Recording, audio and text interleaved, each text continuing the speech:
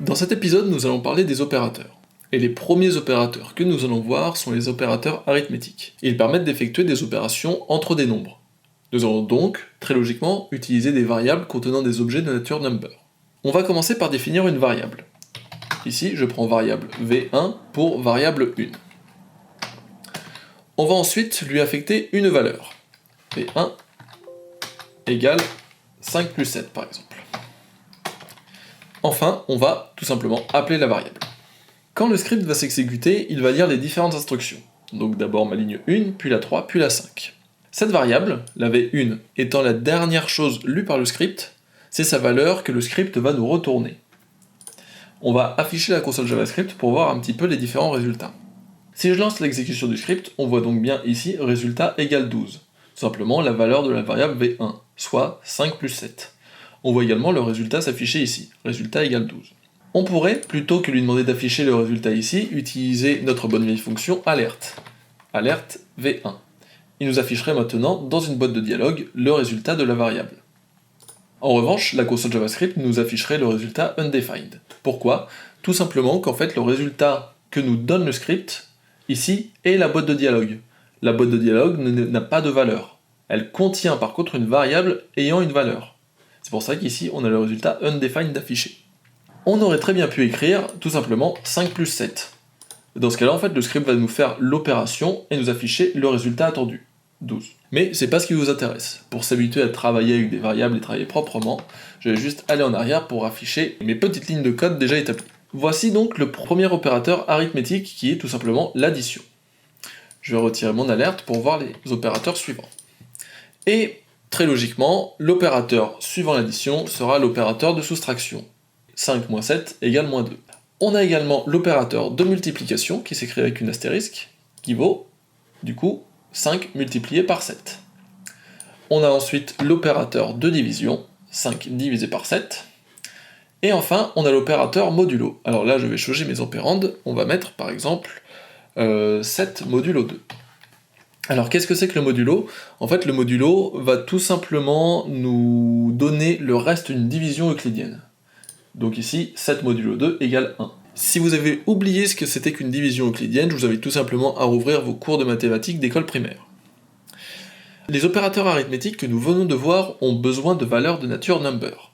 Il est logique qu'on fait des maths avec des nombres. Si on essaye de diviser, par exemple, une chaîne de caractères, texte divisé par 2, le résultat qui nous sera retourné sera none, not a number. Donc qui veut dire, ce n'est pas un nombre.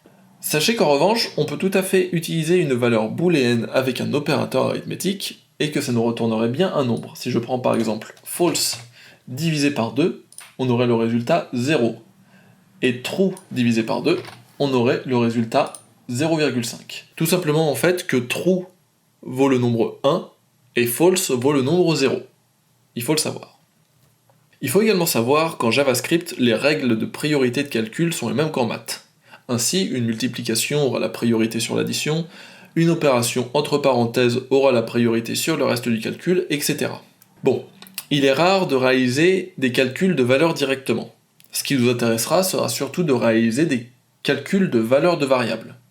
Si on écrivait par exemple var v1 égale 5 plus 7, comme on a vu précédemment, var v2 égale 8, var résulte égale v1 multiplié par v2 plus 2 par exemple. Il faudrait ensuite, pour avoir le résultat de cette petite ligne, venir appeler la variable résulte comme résultat. Si on lance l'exécution du script, on a le résultat 120. Tout simplement v2 plus 2, donc 8 plus 2, ce qui font 10, multiplié par v1, 12. Donc 12 multiplié par 10 égale 120. On retombe bien sur nos pieds. Ici, on se rend bien compte que notre variable résulte fait des opérations avec des variables définies précédemment. Là, on y a directement injecté des objets contenant des nombres, mais on aurait très bien pu, ici, avoir une variable définie par le nombre de calques sélectionnés dans After Effects. C'est là que toutes nos opérations vont commencer à être intéressantes. En plus des opérateurs arithmétiques que nous venons de voir, il y a d'autres opérateurs qu'on utilise énormément et qu'on a déjà utilisés plusieurs fois, et qui sont d'ailleurs actuellement présents dans ce qu'on a fait, ce sont les opérateurs d'affectation. Il y en a 3 rien que dans les quelques lignes là qui sont à l'écran. L'opérateur d'affectation, c'est tout simplement le signe égal. Et comme son nom l'indique, il va nous permettre d'affecter une valeur à une variable. Donc ici, résulte égale cette opération. On a affecté à la variable résulte cette opération, grâce à notre opérateur d'affectation. Les autres opérateurs d'affectation sont des dérivés du égal. Ils vont nous permettre de gagner du temps et de simplifier nos calculs. Imaginons le calcul suivant. On va prendre V1 égale 10, V1 égale V1 plus 5. Ce qui va nous permettre d'incrémenter notre variable V1 de 5. Si on appelle V1, alerte V1, hop. Pour gagner en clarté, je peux fermer ma console JavaScript. Je lance l'exécution de mon script, on a bien ici 15, donc V1 plus 5. Pour gagner en temps et en clarté, plutôt qu'écrire V1 égale V1 plus, on aurait tout simplement pu écrire V1 plus égale 5. Et cet opérateur est un opérateur d'affectation. Si je lance l'exécution du script, on se retrouve bien avec notre valeur de variable V1 qui vaut 15. Sachez que tous les opérateurs arithmétiques qu'on a vus précédemment sont compatibles. Donc à la place ici du plus égal, je pourrais mettre un moins égal. Je pourrais également mettre division égale, multiplier égal, modulo égal, etc. On va pas tous les voir en détail, je pense que vous avez très bien compris le fonctionnement. Avant d'aller plus loin, je veux juste faire un petit point de vocabulaire sur les valeurs utilisées lors d'une opération. Les valeurs utilisées lors d'une opération, donc je vais reprendre 5 plus 7, sont ici. Ici, nous avons notre opérateur, et les valeurs qui sont de part et d'autre de l'opérateur s'appellent les opérandes. Comme je vous l'ai dit, pour les opérations arithmétiques, les opérands devaient être de nature number pour retourner une valeur. Ça reste vrai, mais nous allons maintenant voir un autre opérateur qui s'appelle l'opérateur de concaténation, et qui s'écrit plus exactement comme pour l'addition. La concaténation va nous permettre de joindre des chaînes de caractères ensemble, ou des chaînes de caractères avec d'autres objets. Ces objets seront alors convertis en chaînes de caractères car le résultat d'une concaténation sera toujours de nature string. Ça c'est très important à garder en tête. On va voir quelques exemples. Var S1 pour string 1 égale after par exemple. Var S2 égale effect. Alerte S1 plus S2 va donc nous afficher after effect. On a tout simplement fait la concaténation de notre chaîne de caractères after plus de notre chaîne de caractères effect, grâce à l'opérateur ici de concaténation. Ici c'est un exemple d'une simple concaténation. Deux variables de nature string nous retournent la jonction des deux. Pour l'écrire proprement, il nous aurait quand même fallu rajouter un petit espace. On aurait très bien pu ajouter l'espace ici par exemple. Mais ce n'est pas très propre, car notre chaîne de caractères after, c'est que le mot after qui nous intéresse, ce n'est pas le mot after espace. De la même manière, on aurait pu l'écrire ici, mais de la même manière, ça ne nous intéresse pas du tout. Pour écrire proprement, on aurait tout simplement pu écrire ici, plus, et faire une chaîne de caractères contenant le simple caractère espace. De cette manière, on aurait la concaténation des trois, donc S1, plus mon espace, plus S2. Et ainsi, After Effects serait écrit correctement dans notre boîte de dialogue. On a donc bien la concaténation des trois chaînes de caractères. L'opérateur plus étant un opérateur de concaténation comme un opérateur arithmétique, il faut faire très attention à la nature des objets qu'on utilise au sein de nos variables. En présence d'opérandes de nature number ou booléenne, l'opérateur agira comme un opérateur arithmétique et nous retournera donc une valeur de nature number. En revanche, et c'est là qu'il faut être très vigilant, si une des valeurs de l'opération est de nature string, l'opérateur agira comme un opérateur de concaténation, et nous retournera donc une valeur de nature string. On va voir un petit exemple, en écrivant var s1 égale texte, var n1 égale 2. Ici, on a donc bien une variable qui est de nature string et une variable qui est de nature number. Si j'écris alerte s1 plus n1 et que je lance l'exécution de mon script, on a bien texte 2 qui est affiché. Donc la concaténation de ma variable s1 plus ma variable n1. Un exemple qui va être encore plus frappant, c'est si ici j'utilise un chiffre dans ma chaîne de caractères. On a donc bien le chiffre 4, mais qui est lui de nature string, et mon chiffre 2. Ainsi, si je lance l'exécution du script, on a le résultat 42, qui sera tout simplement en fait le texte 4 plus 2, et non pas 6, comme on pourrait s'y attendre. C'est très important de bien y penser, car on pourrait vite se faire avoir. Pour comprendre un petit peu mieux la nature de ce qui va nous être retourné par une concaténation ou une opération, on va utiliser la fonction qu'on avait vue précédemment qui était typeof. Donc typeof S1 plus N1. Si on affiche le typeof, on voit bien ici que c'est un string, malgré la présence de notre number. Si on avait écrit ici 2 et 2, on aurait tout simplement un number, car il aura additionné les deux nombres ensemble. Pour s'amuser un petit peu, avant de voir les autres opérateurs, je vous propose de réaliser un petit script dans After Effects. Ce sera un simple additionneur. Pour cela, je vous invite à ouvrir After Effects, et la première chose qu'on va faire, c'est de lier ExtendScript Toolkit à notre version d'After Effects. Je clique donc ici sur la liste déroulante, et je viens chercher ma version actuelle d'After Effects, donc ici After Effects 2020. Je vois bien ici mon petit lien en vert, qui indique qu'il a bien trouvé le chemin vers mon After Effects, et qu'ils sont bien liés. Si j'avais, par exemple, choisi After Effects CC 2019 qui n'est actuellement pas ouvert sur mon ordinateur, j'aurai ce petit lien brisé et rouge qui vous indique qu'il ne fait pas le lien. Je reprends donc After Effects CC 2020. On va commencer par vérifier que tout fonctionne grâce à notre fonction préférée, alerte. Alerte, et on va y afficher un petit message, je suis ouvert dans After. Si je lance l'exécution du script, maintenant, ma boîte de dialogue s'est bien ouverte directement dans After Effects. On va commencer à réaliser notre petit additionneur. Donc pour cela, je vais commencer par commenter mon script, et je vais l'appeler additionneur version 0.1, car il n'est pas encore sorti. La première chose que je vais faire pour interagir avec l'utilisateur, c'est lui demander d'écrire des infos. Pour demander à notre utilisateur des informations, on va utiliser une nouvelle fonction qui s'appelle prompt. Avant d'aller plus loin, je vous encourage vivement à lire l'aide d'ExtendScript Toolkit pour aller voir des infos quant à cette fonction. On a donc notre fonction prompt, et si on lance maintenant notre script, on a donc notre prompt qui apparaît, avec ici undefined et OK. Cette boîte de dialogue va nous permettre de demander à l'utilisateur de renseigner un champ ici, et on va ensuite nous pouvoir exploiter ces données à l'intérieur de notre script. Donc la première chose que l'on veut demander à notre utilisateur, étant donné qu'on veut faire un additionneur, donc via additionneur j'entends juste additionner deux chiffres ensemble, on va commencer par lui demander une première valeur. Donc var valeur 1 égale prompt.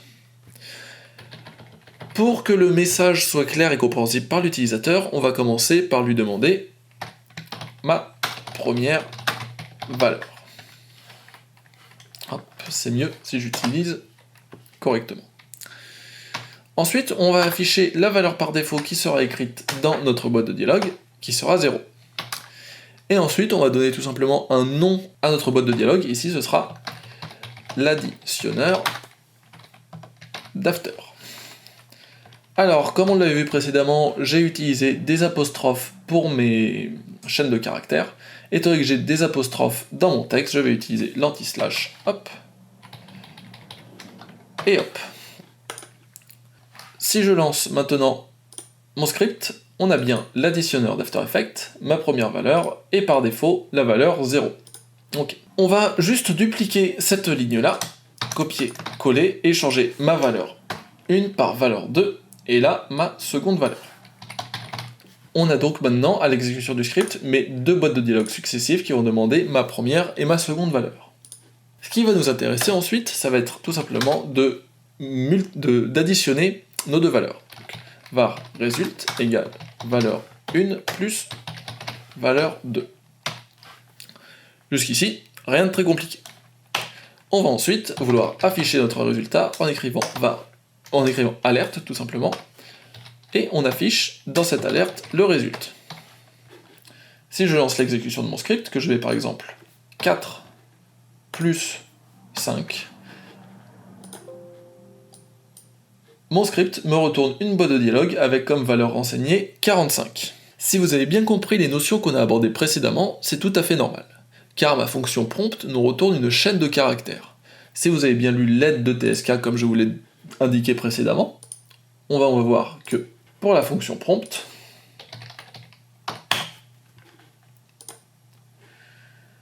on peut renseigner le message à afficher, qui est de nature string, le résultat par défaut, qui est de nature string, et le titre, qui est de nature string. Et que cette fonction va nous retourner une valeur de nature string, même si nous on lui a injecté que des chiffres. Étant donné qu'on se retrouve ici avec des valeurs de nature string, on a bien une concaténation de ma valeur 1 plus ma valeur 2. On se retrouve donc bien avec 4 et 5 d'affichés. Pour que notre additionneur soit fonctionnel, nous allons donc devoir convertir notre chaîne de caractères en nombre. Pour cela, nous allons utiliser la fonction parseFloat. Fonction parseFloat qui s'écrit de cette manière, parseFloat.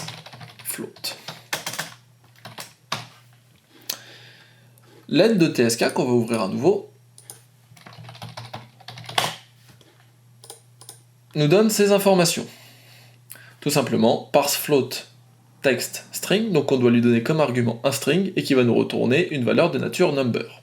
La fonction parseFloat va analyser la chaîne de caractères dans le sens de la lecture. Dès qu'il rencontrera un caractère qui n'est ni un plus, ni un moins, ni un point, ni un exposant, ni un chiffre, l'analyse s'arrêtera.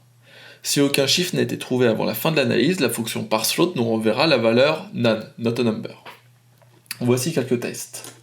Je vais juste mettre ces quelques lignes en commentaire avec le raccourci CTRL-SHIFT-K. Pour bien comprendre comment ça marche, on va faire quelques tests, et le plus simple, ça va être d'afficher le résultat dans une alerte.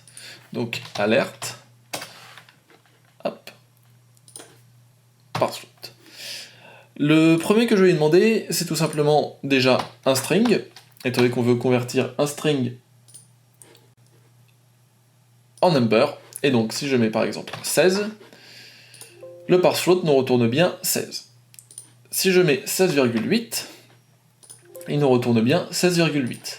En revanche, si je mets 16 A, B, C, D, il nous retournerait 16. Car comme je vous l'ai dit, il s'arrête directement après le premier, qui n'est pas un chiffre, un exposant, etc. Si je mettais tout simplement A avant le 16, notre analyse de chaîne de caractères effectuée par le parseFloat s'arrêterait au premier caractère qui serait A, et nous retournerait donc none, not a number. Ce qu'on va faire, c'est donc parser ma valeur 1, puis ma valeur 2. Je resélectionne mon code, et j'appuie à nouveau sur CTRL-SHIFT-K pour retirer les commentaires. Et donc ce que je vais venir faire, c'est que mon résultat ici faudra parseFloat ma valeur 1, et pareil, parseFloat de ma valeur 2. Maintenant, si je lance l'exécution du script et que j'écris 4 plus 5, on a bien comme résultat 9. On pourrait également tester tout simplement la nature de notre objet. Type of result, je vais laisser ici par défaut 0 et 0, on a bien un type of de nature number. Maintenant, pour aller un tout petit peu plus loin, on souhaite afficher le résultat non pas dans une boîte de dialogue, mais dans l'onglet Information d'After Effects, donc ici. Pour cela, on va utiliser la fonction write. Donc au lieu d'ici venir chercher l'alerte, on va écrire write, et avec comme argument result. Si je lance l'exécution de mon script, on renseigne les valeurs 0, 4 et 5, on a bien ici 9 qui est affiché. Enfin, pour finaliser le script, on pourrait utiliser la fonction clearOutput, qui a pour fonction, justement, de supprimer le lissage de l'onglet Information, ici. Je vais donc l'écrire, clearOutput. Évidemment, on va se rendre compte d'un petit problème, c'est que si je lance l'exécution de mon script tout de suite, je vais laisser 0 et 0, et ben on a juste plus de valeur. C'est tout simplement qu'en fait, notre script s'exécute tellement rapidement qu'à peine il affiche le résultat qu'il est déjà supprimé. Pour régler ce petit problème qui n'en est pas vraiment un, on va utiliser une nouvelle fonction qui va s'appeler la fonction sleep, qu'on écrit $.sleep. Cette fonction va nous permettre de marquer un temps d'arrêt avant la suite de l'exécution du script. Je vous le montre sans rentrer dans le détail car c'est vraiment le genre de fonction que je n'ai jamais utilisé, qui risque un petit peu de vous perdre dans les explications, et d'ailleurs pour être honnête, je l'ai découverte lors de la rédaction du tuto. Hop. Maintenant, si je lance l'exécution, 0, 0, ça s'efface directement. Pourquoi? Tout simplement parce qu'il faut renseigner en millisecondes une durée pour notre fonction sleep. Maintenant que je l'ai fait, 100 millisecondes, 0, 0, on attend, et maintenant elle supprime. Si on rajoute un 0, donc 10 millisecondes, hop, 0 reste affiché, puis est supprimé. On se rend compte d'ailleurs que j'ai l'icône de ma souris qui passe en mode calcul. Ça va tout simplement empêcher l'utilisation du logiciel pendant l'exécution du script. Bon, c'est quelque chose qu'on ne veut pas du tout. On a donc maintenant notre script d'addition qui est fonctionnel. Il ne sert à rien, mais c'était un bon exercice. On va quitter After Effects pour retourner à notre apprentissage des opérateurs. Un opérateur qu'on a maintenant et qui est très simple à comprendre est l'opérateur d'incrémentation. Cet opérateur s'écrit plus. Il permet, comme son nom l'indique, d'incrémenter la valeur d'une variable de nature number de 1. Prenons par exemple la variable a, qui vaudrait 0. Si j'écris a++, et que j'affiche ensuite la valeur de a, en lançant l'exécution du script, on se rend compte que notre script vaut maintenant 1. Et ainsi de suite. À chaque itération de a++, notre valeur augmenterait de 1. Ici, évidemment, notre variable est toujours définie à 0, puis elle est incrémentée de 1, donc ça ne bougera jamais. Ça restera a égale 1. À l'opposé de l'opérateur d'incrémentation, il existe l'opérateur de décrémentation, qui est noté, évidemment, moins, qui aura le même fonctionnement, à la différence qu'il décrémente la valeur de 1. C'est très simple, on n'a pas besoin d'aller plus loin. Nous allons maintenant passer aux conditions avec les opérateurs de comparaison. Ces opérateurs vont nous permettre de comparer des valeurs entre elles et de retourner un résultat sous la forme d'un booléen, donc true ou false. Le premier opérateur que nous allons voir, et le plus simple, est l'opérateur égal à. Il s'écrit égal. Il va nous permettre de vérifier si la valeur d'un opérande est égale à la valeur d'un autre opérande. On va donc faire un petit exemple. Var n1 égale 5.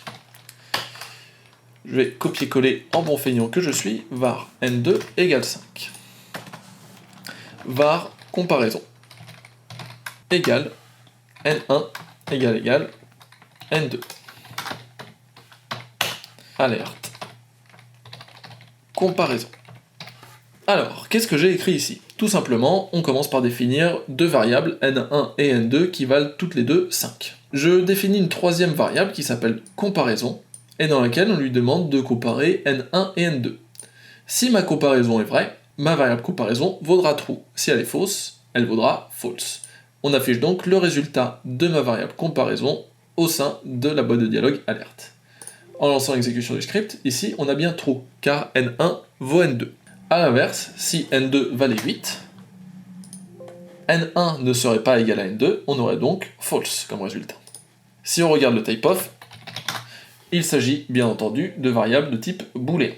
Donc si la condition est vérifiée, la valeur retournée sera true. Si elle n'est pas vérifiée, la valeur retournée sera false. Maintenant que vous avez compris le principe, voici les différents opérateurs de comparaison. Égal à, différent de, contenu et type égal à, contenu et type différent de, supérieur ou égal à, inférieur ou égal à. L'opérateur différent de, donc point d'exclamation égal, nous retournera la valeur true si l'opérande 1, donc n1, est différent de l'opérande 2. Ici, je vais retirer le type-of. Comparaison vaut bien true, car n1 est différent de n2.